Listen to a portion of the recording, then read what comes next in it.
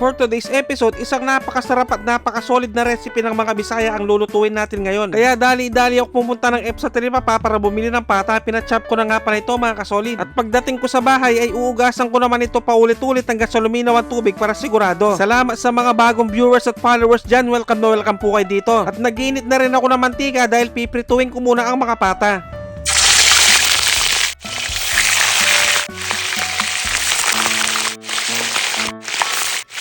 At pagkalipas ng ilang minuto mga kasolid, babaligtarin ko naman sila para yung kabilang side naman ng maprito. Shoutout kay Rowena Cuevas ng Santa Ana, Pampanga at si Gerald Lacandula ng Parañaque City. Maraming salamat po sa panonood. At shoutout nga rin pala sa mga workers natin dito sa Pinas at sa mga bayaning OFW. Mag-ingat po kayo palagi dyan. At pagkalipas ng ilang minutong pagpiprito mga kasolid, pwede na to. Iseset aside ko lang muna to pero mas lalo pa nating pasasarapin mamaya. Dahil magigisa pa ako ng bawang at sibuyas at halo-haluin hanggang sa lumabas ang aroma. At siguradong umabot na kayo sa part ng bidyong to mga kasolid, pwedeng paki-comment naman kung tagasan ka para malaman ko kung saan umabot ang bidyong to. Maraming salamat. At after ko makapanggisa ng bawang at sibuyas, ilalagay ko na yung mga pinrito kong pata ng baboy. At siguro naman may idea na kayo sa recipe ngayon mga kasolid, pwedeng paki-comment naman. At sasangkapan ko na nga pala ito ng pamintang durog at tansya-tansyang toyo. Bali wala nga pala tayong eksaktong measurement dito mga kasolid. At lalagyan ko nga rin pala ito ng konting oyster sauce at pineapple juice. Talagang napakasolid ng mga nilagay ko mga aromatics pero hindi pa natatapos dito ang pagsasangkap. At siguradong nanonood din ngayon si Marl Ryan C. Del Rosario ng Malolos, Bulacan. Maraming salamat sa panonood. At after kong halu-haluin mga kasolid, lalagyan ko naman ito ng lemon soda. At mag-a-add na nga rin pala ako ng tubig dahil palalambutin pa natin to. At lalagyan ko rin ito ng optional na star anise pero kung ayaw nyo lagyan, okay din naman. At sunod ko nang ilagay yung bulaklak ng saging na binabad ko na sa tubig kanina. At tatakpan ko lang to sa katamtamang apoy hanggang lumambot. At pagkalipas ng nasa 2 oras na pagpapakulo, check natin.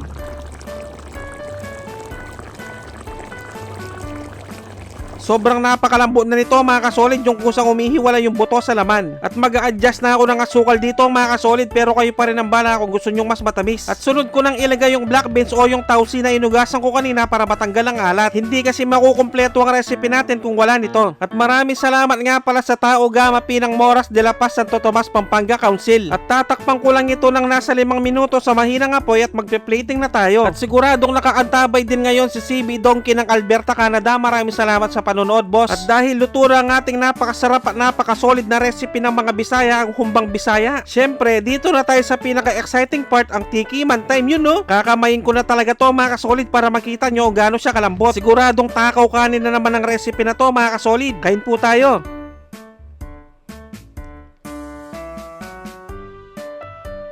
Sus Mariosep, kanyama na po. Grabe ang mga kasolid, napakalambot, napakasarap at napakalasa. At pag ganito talaga ang ulam mo, hindi pwedeng hindi ka magkanin. Siguradong masisira na naman ang diet ko nito kaya magja-jogging ako mamaya. At paki-comment na rin sana mga kasolid kung anong ulam nyo ngayon para ma-idea ako sa recipe next vlog. Maraming salamat. At bibigyan ko na kayo ng isang pangmalakasang perfect bite para dito, yung hahatiin mo yung napakalambot na laman sabay subo makantampo.